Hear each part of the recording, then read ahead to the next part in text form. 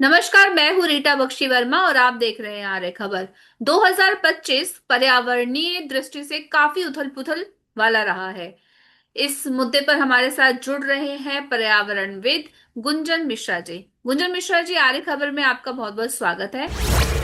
पहला सवाल तो आपसे यही है कि 2025 को आप किस रूप में देखते हैं, अगर पर्यावरण की दृष्टि से देखा जाए तो।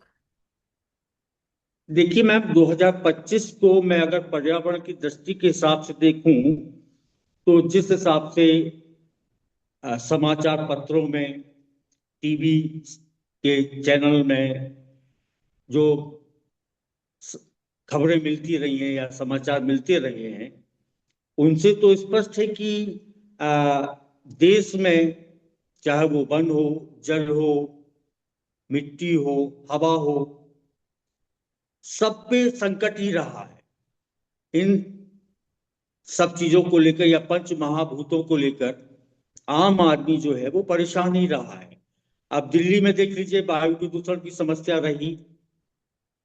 छत्तीसगढ़ नॉर्थ ईस्ट साइड में जंगलों के काटने की समस्या रही, माइनिंग के कारण।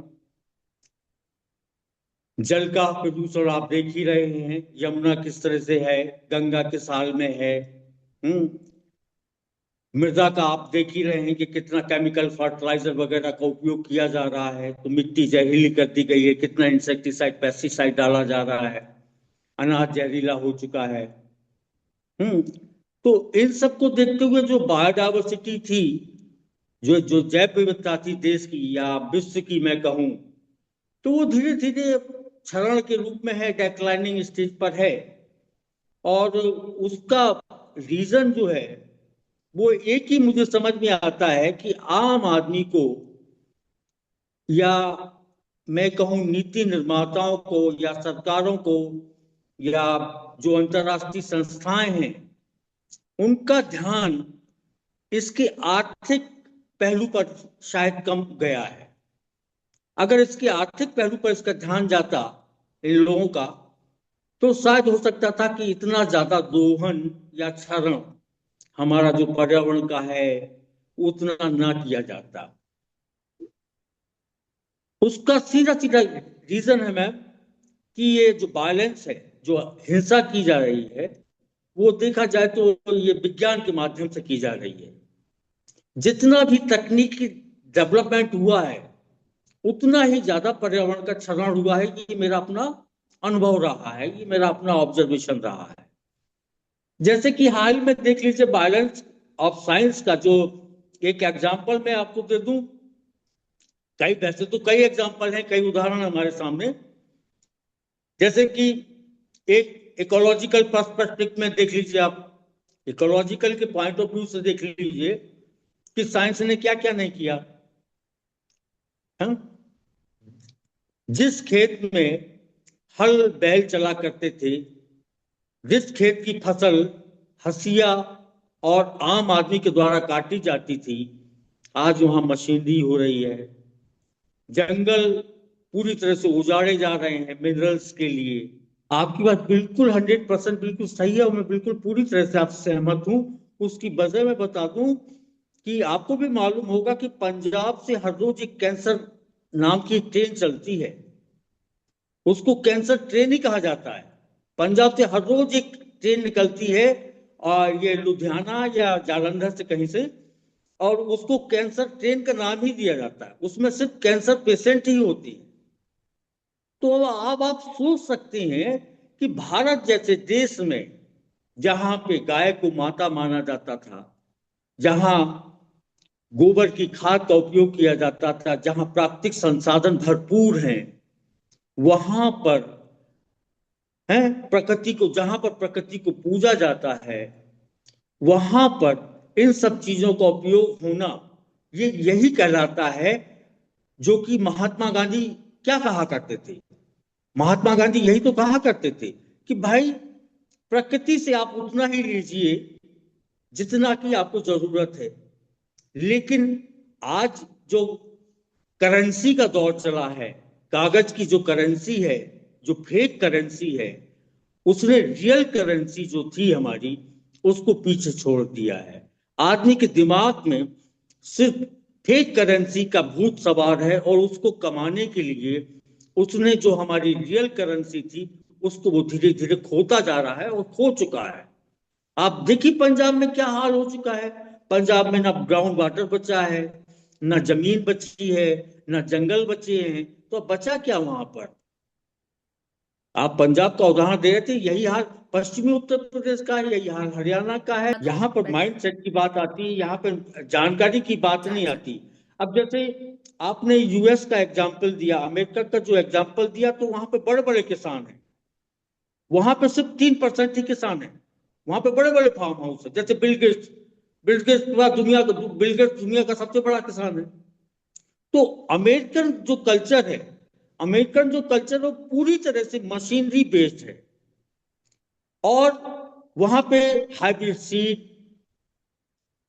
केमिकल, इन सब का उपयोग बहुत अधिक मात्रा में होता है। ऐसा नहीं कि नहीं होता है, खूब अधिक मात्रा में होता है। और यही एक कारण है कि वहां पे बायोडायवर्सिटी नाम की चीज खत्म हो चुकी है खेतों से। और यही एक वजह है कि आज भी अगर हम भारत में चाहेंगे तो आज भी हम अपने देश को प्राकृतिक रूप से बचा सकते हैं। उसकी वजह यह है क्योंकि हमारी मिट्टी में अभी भी वो कार्बन या वो स्ट्रेंथ बची, वो पावर पावर बचा है कि हम अपनी मिट्टी को रीजनरेट कर सकते हैं। अभी उतनी हम दूर नहीं जा पाए हैं कि जहां पर अपनी मिट्टी को हम रीजनरेट ना कर पाए। हाँ, कुछ देश के कुछ पार्ट ऐसे हो सकते हैं, कुछ एरियाज ऐसे हो सकते हैं जहां पर मिट्टी पूरी तरह से तबाह कर दी गई हो या बर्बाद कर दी गई हो। लेकिन जो आप नीति निर्माताओं की बात कर रहे थी, वो बात बिल्कुल आपकी जगह, बिल्कुल पूरी जगह सत्य है कि हो क्या रहा है देश में। हो ये रहा है कि हमने क्वांटिटी को महत्व दिया है, क्वालिटी को महत्व नहीं दिया है कि हमारे अनाज की क्वालिटी क्या है। हमने क्वांटिटी को महत्व दिया कि भाई क्वांटिटी, अरे इतना हो गया, हम सुरक्षित हो गए। हमारा खाद्यान्न, हम खाद्यान्न से सुरक्षित हो गए कि अगर इतना पैदावार हो गया तो हम खाद्यान्न से सुरक्षित हो गए। और ये नहीं देखा गया कि वो जो पैदावार किया गया है वो किस क्वालिटी का है, क्या वो खाने लायक है। अगर नहीं है तो उससे क्या क्या होगा, कौन कौन सी बीमारियां होंगी, ये इन सब चीजों का अध्ययन नहीं किया गया है। और जहां तक खेतों की बात है, मिट्टी की बात है, तो प्रधानमंत्री ने अपनी स्वास्थ्य परीक्षण, मृदा परीक्षण योजना चलाई हुई है, उनको सही है, पता भी है मैम, तो लोग उसमें ध्यान ही नहीं देते। वो तो ये सोचते कि अरे बस खाद डाल दो, यूरिया डालो, डीएपी डालो, गोबर की खाद, मतलब जो उनको मिल जाए अवेलेबल हो, इजीली जो है अवेलेबल। आप देख रहे हैं यूरिया डीएपी के लिए देश में कितनी मारामारी होती है। जब फसल का बोने का समय होता है तो उस समय यूरिया डीएपी के लिए लोग, किसानों की कितनी लंबी लंबी लाइनें नहीं लगती हैं। कितना पॉलिटिकल इशू नहीं बन जाता ये कि यूरिया डीएपी की उपलब्धता जब किसान खेती करने का समय होता है। तो ये समस्या इस बात की है कि लोगों को अवेयर कैसे किया जाए। लोगों को अवेयर करने के लिए हमको सबसे पहला काम जो करना होगा, उनको आर्थिक पक्ष सामने उसके रखना होगा।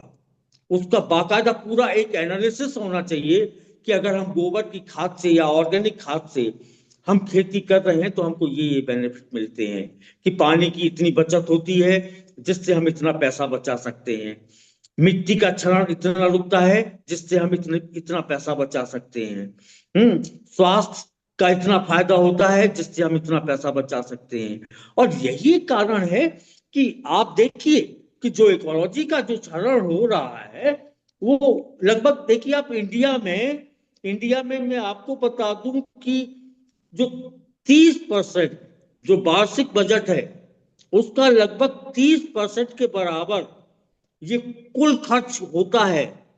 चाहे वो जल प्रदूषण के कारण हो, चाहे मृदा प्रदूषण के कारण हो, चाहे वनों के डेक्लाइनिंग के कारण हो, चाहे जैव विविधता की घटने के कारण हो, चाहे समुद्र या महासागर के प्रदूषण के कारण हो, या आकाश के प्रदूषण के कारण हो। तो जो 30% जो हमारा नुकसान होता है वो मात्र इनको संभालने में ही पैसा हमारा खर्च हो जाता है। और दूसरी बात यह है, जहां तक मेंटेलिटी की बात आ रही है, तो मैं आपको बता दूं कि जो पर्यावरण का संरक्षण किया जाता है उसको होना क्या चाहिए, उसको यह होना चाहिए, उसको एक जो पर्यावरण संरक्षण के नाम पर जो पैसा खर्च हो, उसको एक राष्ट्रीय निवेश के रूप में माना जाना चाहिए। और जो पर्यावरण है वो एक नेशनल एसेट के रूप में माना जाना चाहिए।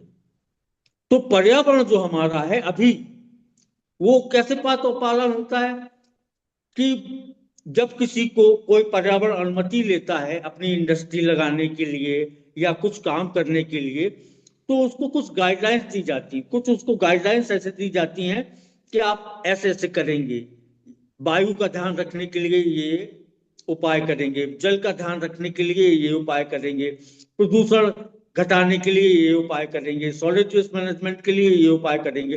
तो पर्यावरण मंत्रालय ये सब कंडीशंस रखता है उन सबके सामने, और उसका वो क्या करते हैं, उसका कंप्लायंस दे देते हैं। कंप्लायंस मतलब अनुपालन दे देते हैं, उठा के 6 महीने में अनुपालन दे देते हैं कि साहब आपने जो हमको कंडीशन दी थी, देखिए हम उनका इस तरह से कंप्लाई कर रहे हैं। तो पर्यावरण को कंप्लायंस से नहीं आप बचा सकते, और पर्यावरण को जो संरक्षण कर रहे हैं उसका क्या कर रहे हैं, उसमें जो पैसा खर्च कर रहे हैं पर्यावरण संरक्षण के नाम पे, उसको दिखाते हैं कि वो हमारा इन्वेस्टमेंट है, वो खर्च है, उसको हम अपना एक खर्च मानते हैं। तो ये जो हमारी मेंटेलिटी है नीति निर्माताओं की या कानून बनाने वालों की, इसको हमको बदलना पड़ेगा, तभी हम आम आदमी तक पहुंच पाएंगे। जब हम पढ़े लिखे लोग अभी तक अपने आप में क्लियर नहीं है कि पर्यावरण आखिर कितना बहुमूल्य है और इसकी क्या जरूरत है, इसकी क्या इंपॉर्टेंस है, हमारे अंदर हम लोग पढ़े लिखे लोग क्लियर नहीं है, ऐसी पॉलिसीज बना देते हैं कि कंप्लायंस कर लीजिए। तो कंप्लायंस करने भर से थोड़ी पर्यावरण बच जाएगा है। तो ये जो चीजें हैं ये हमको मेंटलिटी बदलनी पड़ेगी, और इसके लिए हमको चाहिए कि प्रत्येक राज्य में एक नेशनल वेल्थ बैलेंस शीट तैयार की जाए। प्रत्येक राज्य में एक वेल्थ बैलेंस शीट तैयार की जाए, या प्रत्येक जिले में, भारत के प्रत्येक जिले में उसकी इन्वायरमेंटल कैरिंग कैपेसिटी निकाली जाए। तभी हम पर्यावरण संरक्षण की बात सही मायने में कर सकते हैं और रख सकते हैं, लोगों के बीच में जा सकते हैं कि भाई आप अगर ऐसा करेंगे तो ये नुकसान होगा, और इस नुकसान से इतना हमारा ये आर्थिक नुकसान होगा, और आर्थिक नुकसान के साथ साथ हमारे स्वास्थ्य पे क्या फर्क पड़ेगा, हमारी मिट्टी पे क्या फर्क पड़ेगा, इन सब चीजों को हमको सामने रखना होगा विद इकोनॉमिकल डाटा कि आप कितना नुकसान कर रहे हैं अपने आप का। तभी हम इस मामले में एक आम आदमी को या आम जन को हम अवेयर कर पाएंगे कि भाई देखिए, एक पेड़ काटने से आपको तुरंत तो लाभ मिल गया कि आपने उसकी लकड़ी ले ली, आपने उसकी पत्तियां ले ली, आपने उसका वो जो था वो उसका उपयोग कर लिया, लेकिन जो दीर्घकालिक, जो लॉन्ग रन में जो हमको बेनिफिट मिलने थे वो आपने खो दिए। तो ये जो चीजें हैं ये हमको बदलना पड़ेगी।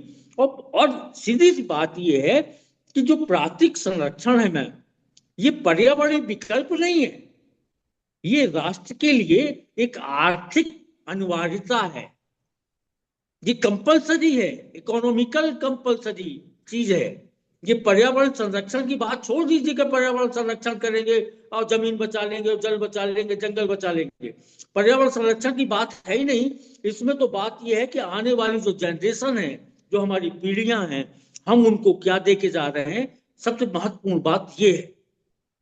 और होना तो यही चाहिए कि हमारे देश में या हमारे समाज में अब ये होना चाहिए कि हमको संपत्ति की वसीयत ना करके हमको प्राकृतिक जो संसाधन है उनकी वसीयत हमको अपने बच्चों के नाम करनी चाहिए।